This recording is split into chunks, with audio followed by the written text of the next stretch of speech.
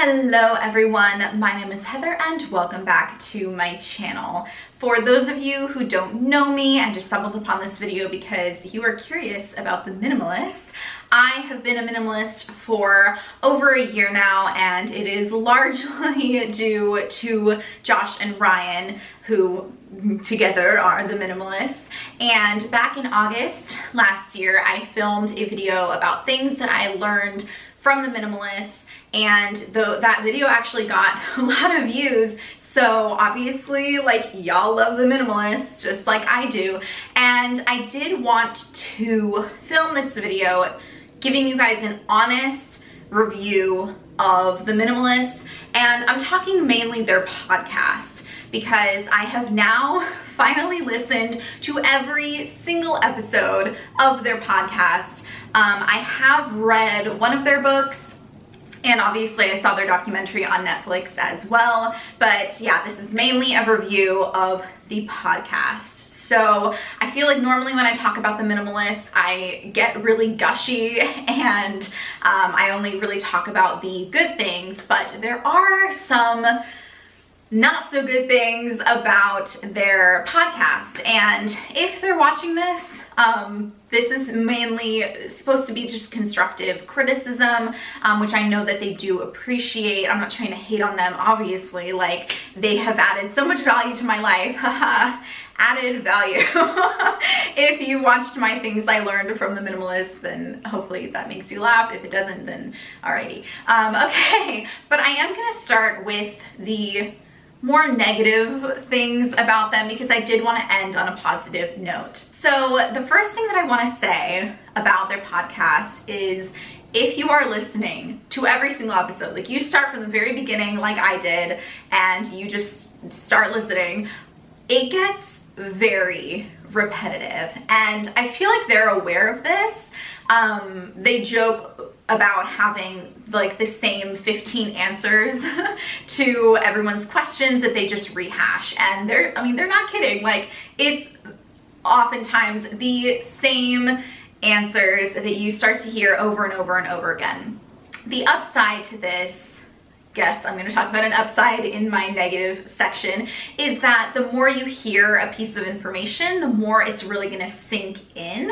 The amount of times I've heard them talk about the 20-20 rule and like the 90-90 rule or whatever, it's in my brain now. I don't feel like I have to go and look it up again, because I just know what it is. Like, I could recite it to you. I'm not going to, because I talked about those things in what I learned from the minimalist video. So if you want to hear about all those things I learned, then definitely check that video out. But it gets really repetitive. It's to the point where when I'm listening to the podcast and one of the callers asks a question, or if they're doing a live show and someone asks a question, I could literally be like, this is what they're going to say to that question. Also, they tell the same stories over and over and over again, like the story of Ryan explaining to his mother that if she gets him something as a gift that he doesn't need, he's gonna declutter it, and then what she said, and then what he said, and like, I'm not gonna get into it. The story of Josh and dealing with his mother's belongings after she passed, and how he found the boxes under her bed. Like, if you've listened to the minimalists for any extended period of time, you probably know the stories that I'm talking about. And I believe at least one of those stories is in the documentary too. So I have gotten to the point where if it starts to get repetitive and I hear that they're going to say the thing that I've heard a million times, I start using the skip 15-second button.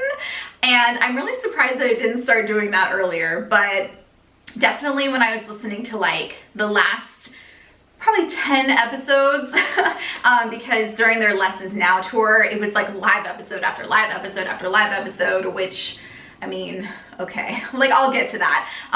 But yeah, I was using the skip button, and I don't really feel guilty about it, because Josh and Ryan are also really like pro time management, and I feel like they always talk about how time is our most precious resource. And I think that they would absolutely approve of me skipping over something I've heard a million times to save some time. and get to the more new material, if any new material exists in that episode. So, I mean, it's kind of a pro and a con, them saying the same things. It really sinks into your brain, but at the same time, you start to think like, is there anything more I can learn from these guys? The next little bit of constructive criticism I have is that they really don't have much of a female perspective going on. Obviously, they're two guys. They do both have female partners, so they do talk about their female partners' experiences sometimes. But in terms of guests that they have had on their live episodes, there has been one female guest, and that was Courtney Carver. And I was so happy to listen to that episode and have there be a female guest, because I mean, I just think it's really nice to have that female perspective, because I know this is kind of a generalization, but in terms of like, you know, clothes and makeup and stuff, I think in general, women do like to maybe have more options when it comes to their clothes, and then in general, women wear makeup and men don't. So those are just more things that women in general, I keep wanting to repeat that, have to deal with on their minimalism journey. So I just think that there does need to be more of a female perspective in their documentary. I think they did a really great job. There were a lot of women in that documentary. So if they could do that with their podcast too, I feel like that would be so great.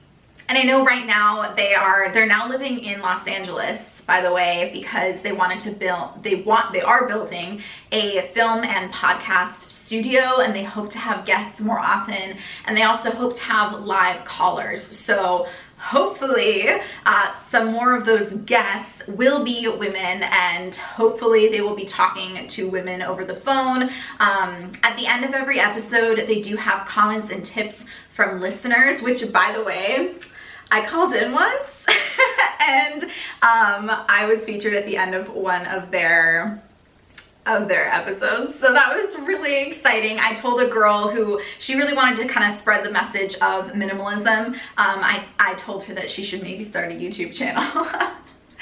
So yeah, when I was listening to that episode and I started to hear my voice, I was like, oh my God, well, what episode is that? Maybe I can find it. So I think my comment was at the end of the episode called Gift. So you do get a female perspective sometimes from those end little comments, so that's nice. The third kind of constructive criticism, this isn't so much for the minimalists, for Josh and Ryan, because I believe that they're aware of this and they have actually improved upon this already. So this is just something for you guys if you are interested in starting listening to every single episode from the very beginning. In the beginning, you do have to get through quite a bit of episodes with some not so great sound quality, and I'm not talking when they're doing like their in studio stuff, but like, how do I explain this? Like in their microphone, when they're talking into the microphone, it's totally fine. I'm talking about when there are callers, like when they're doing the voicemails, I would usually have to like increase my volume to listen to what the voicemail questions were, and then I'd also have to increase the volume at the very end to listen to the comments, and the quality of the sound just like wasn't very good. But like I said, they have improved upon it a lot. Like I can't remember exactly when in my listening it happened, but there was a definite point where I no longer had to turn up my volume for those voicemails. And then the other thing was, I think it was which tour? It was not the Less Is Now tour, but it was the tour before, probably when they were touring with their documentary. Those live episodes, the questions of, you know, the people talking into the microphone, I had to turn it up for that too. But when you listen to the Less Is Now tour live episodes, they're actually really aware of it, and they will often tell the person talking into the microphone, oh, you can like bring the microphone a little bit closer to you, you can lower it or whatever, and then as soon as they tell them to do that, the sound like gets better right away. So they were aware of that, and I really appreciate that. But I just wanted to let you guys know that in the beginning the sound isn't quite good, so you do have to kind of work your way through that. So like I said, I was going to talk about live episodes. So this is the fourth kind of constructive criticism thing that I have to talk about, and that is just the amount of live episodes there are and how repetitive they get, because it's a live event, and Josh and Ryan are aware that many of the people at the live event didn't necessarily listen to every single episode of the podcast. They might not even have seen the documentary. So sometimes they almost approach it like this is a totally new person to their message, which is probably great for those people in the audience. But for me, like, I was starting to get really frustrated with listening to their anecdotes over and over and over again. And I talked about the repetitiveness in the beginning, but it was just, it's especially bad in the live episodes because they're talking to a live audience who they're coming from the perspective of, well, we should probably just assume that these people don't know everything. So what I wish they would do with any future live episodes is anytime, like, they can record it, that's fine, but I really wish that they would edit out anything that has been said before. And if that means that they need to combine a bunch of live events together into one podcast episode, then hallelujah, like, please do that. And I know, so there was one episode, it's actually the episode that I didn't listen to. It's the only one I didn't listen to. I think it's called 2017. Where they cut together like their favorite questions from a bunch of live episodes. And I didn't listen to it because I've listened to every single episode, and I just didn't want to listen to that 2-hour-long episode of things that there would be no new information. I know that they can do it. They can cut together questions that they like into one episode. And I think that for future live episodes, they should take questions that have not been asked before. And that is why, by the way, I did listen to every single live episode, because sometimes there would be that one person who would ask an amazing question and I'm like, wow, I have no idea what they're going to say to this. And I listened to those episodes hoping that there would be those little questions that I would actually learn something from. So I did have to listen to a lot of episodes where I didn't learn anything. But like I said, there are those good questions, and Josh will say, that is a good question, and you won't hear me say that very often. So in the future, live episodes should be cut together with just the best and most unique questions from the entire tour, or maybe just like sections of the tour. That would just be the absolute best. And then I did also want to mention my last and fifth and final kind of constructive criticism thing. This, I do think that they are actually going to improve upon. But when I made this list, they hadn't said anything about it yet. And that is, they would spend like 10 minutes or something, and they're right here, right now with the Minimalist section of their podcast, talking about their Patreon. And they pride themselves on not advertising. So it's not really an advertisement, it's self-promotion, which is like, but there's a fine line between advertising and self-promotion. So their Patreon is, it's not paying them, it is funding their studio, it is funding paychecks to their podcast producer, Sean, and they want to spread the awareness that they do have a Patreon, and they do have good benefits for their Patreon, like you get extra bits of like episodes and stuff, but they would spend a really long time reading this like written out little speechy kind of thing, and you would hear it over and over and over and over again. And it got to the point where I just started skipping through it, because I'm like, this is basically an advertisement that I have to listen to at the beginning of every single episode, and I'm tired of it. But the nice thing is they have recently said that this year they're going to focus a little bit less on the self-promotion. So what they have said is that they're not going to try as much to like crazy expand their audience anymore. They are going to focus on the creation. They don't like to use the word content, but their meaningful creations, and what they're going to be doing in LA with more videos. I think they're going to do another documentary. They're focusing more on that. So lately their episodes have not been starting off with this like long-winded speech about Patreon and how we don't like advertisements. So if you want to support us on Patreon. And so yeah, they have improved upon that. So I just want to let you guys know, for anyone listening to past episodes, is that yeah, you're going to have to listen to a lot of that. But be liberal with the skip 15-second button if you want to. I think that they would not mind at all. So that is it for the negative stuff. Now I'm going to go to the positive stuff. This is the positive part of my review of the Minimalists. Number one, there are a ton of little nuggets of wisdom within this podcast, within all of the episodes, and that is why I'm so glad I did listen to every single episode and get some of that repetition, because their knowledge is like, it's like in my brain, and I love that. I feel like I can live this meaningful life without having to reference their blog all the time, or re-listen to podcasts where I like don't remember, I don't know, what they were talking about, because I've listened to every single one. So it's like, it's in my brain, and I love that. And I have learned so much. I feel like listening to their podcast, I have grown as a person. It's changed my life. Like I just feel like I can tackle more challenges in my life. Like today, my iPhone screen shattered, and it happened, and I think before I would have been really upset, and I'm not.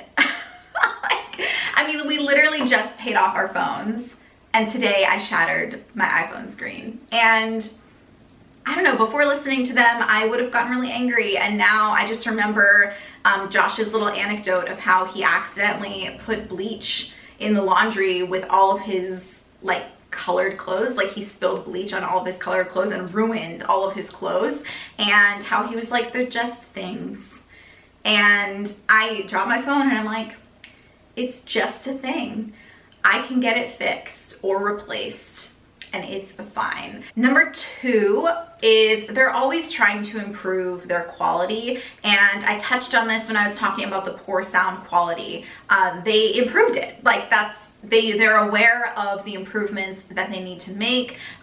They don't consider things failures, or they'll call it a failure, but they're very pro failure, kind of. You know, they're like, our tour, when we toured with the documentary, they consider that a failure, but they are really proud of it because they learned so much from it. So these episodes of their podcast where they're just starting out, they were failures in that sometimes the sound quality was bad, or sometimes they didn't always say the right thing, but they have learned from it, and their quality has improved so much throughout the life of their podcast. And I am really excited about where they're going to be taking their podcast. I'm excited about live callers.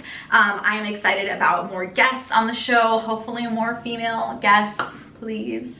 Number three, Josh and Ryan are funny. Like, to me, they're really funny. They make fun of themselves a little bit. They see the irony in a lot of what they do. You know, they're always like, minimalism is steeped in irony. That's like they're saying. And I have noticed that they've tried to use a different word other than steeped, because they always say steeped in irony, which I think is great. Like, it's a great phrase, but because they've said it so much, and I think they're aware that they've said it so much, they use other words instead of steeped, and it just doesn't sound right. It's like, no, steeped is the best word for it, but you just shouldn't have said it as much as you have. But anyway, that's a whole other thing. Yeah, so they're really funny. They make me laugh. When they're laughing together, I laugh. And I like their senses of humor. I think they're just really great guys. I've read some of the reviews on iTunes, and some people are like, oh, they're so pretentious. And I mean, Josh, I guess I can see maybe how someone would see that, but I think that they confuse like pretentiousness, if that's a word, with the kind of confidence that he exudes. He is very confident in what he believes in. He's confident in his values, and because of that confidence, he's not afraid to like tell it like it is. And he's also more of like not as in touch with his emotions as Ryan is, so sometimes that can come across maybe as a little bit colder and less like empathetic. But then you have Ryan, who's like, he's the more like feeling side of things. I think he's an ENFP, if you're familiar with Myers-Briggs, and I know Josh is an INTJ. My husband's an INTJ. I'm an INFJ, if you're curious. Anyway, so yeah, I can see how someone might consider Josh a little bit pretentious, so I don't think he is. I really like them. I like their personalities, and even if I don't always agree with what they're saying, I can appreciate what they're saying from their perspective. Number 4 that I really do appreciate, even though I did say that their self-promotion is kind of, it was advertisement-ish, they don't have advertisements. Like, they're never gonna be sponsored by some mattress company or some like every month shave club or something. They're not gonna be sponsored. And I love that. Ever since I started listening to their podcast, I've become so much more aware of advertisements and how annoying they are, because they always say, you know, we don't use advertisements because advertisements suck, and they do. Like, oh my gosh, I also listen to the Ladies Who Lunch podcast, and lately they haven't been sponsored because I think they changed companies, or now they're doing their podcast on their own. Maybe they will start being sponsored again, but I would always get so annoyed when halfway through the episode they'd have to do their little commercial break, and it was always so scripted, but like written to sound like it's not scripted, but you can still hear how scripted it is. And I was just like, this completely just wrecked the flow of the podcast. And with the Minimalists, you don't get that. Like, and they will never have advertisements. At least that's what they say. It just doesn't align with their values, and I really appreciate that. And then the last positive thing I wanted to talk about was the song. The opening and closing song. I just think that they chose the perfect song. I don't even know what it's called. It's like every little thing you think that you need. I can't sing, sorry. But I really, really like that song. I really like kind of singing along with it at the beginning, and if I feel like doing it at the end too. I just think it just is a nice little like introduction, like, oh, I'm listening to the Minimalists now. This is like getting into the mood to listen to the Minimalists. And yeah, just like at the end, Josh always says, and if you leave here with just one thing, it's this: love people and use things because the opposite never works. So I always say that with him, and I always like sing the song. So that is it for my honest review of the Minimalists. With all of this information that you now have about them, you can make the decision whether you want to listen to the podcast, whether you want to, if you want to start from the beginning, or if you want to start with the more recent episodes. You can decide if you want to listen to the live episodes, or if you only want to listen to the in-studio episodes. And they did actually hold a poll on Twitter asking what people preferred and why. So I did respond to that with pretty much what I already told you. So a lot of cool things are going to be coming from them. So if you are interested in that, I highly recommend you follow them. You are going to learn a lot. You don't necessarily have to agree with everything that they say, but there are a lot of little nuggets there that I think you can, what do they say, like chew the fish and spit out the bones or something. And I think you can definitely do that. Just take what resonates with you and leave the rest. What they always say is it's just their recipe. You don't necessarily have to follow their recipe, but you can get little ingredients from it and make it your own. So I hope you enjoyed this video. Please give it a thumbs up if you did. Subscribe to my channel for more minimalism related videos. I have quite a lot coming your way, so stay tuned for that. And leave a comment letting me know, do you listen to the Minimalist podcast? Are you a fan of theirs? What do you think of them? What do you think maybe they can improve upon? Just any thoughts that you might have about anything that I said, and we can kind of discuss it down in the comments. So from my recent makeup haul, which is more of an intentional haul of very thoughtful purchases, Judith L commented saying, I generally don't watch hauls, but enjoyed this since, as your title noted, these are intentional purchases. Good job. So I chose that comment because I believe it relates to this video. Because of the Minimalists, I've been a lot more intentional and thoughtful with my purchases, and like Judith, I don't really watch a lot of hauls anymore because I just can't get it out of my head that you don't have to like buy a ton of things. You can really think about what you want to buy and only buy the things that you know are going to add value to your life. And maybe you do make a mistake and you buy something that is not adding value to your life. You need to be open about letting it go. At least that's my opinion. So Judith, thank you so much for commenting. I love all of you guys who comment. You comment such amazing, amazing messages. So thank you so much. I hope you guys enjoyed this video, and I will see you in my next one. Bye.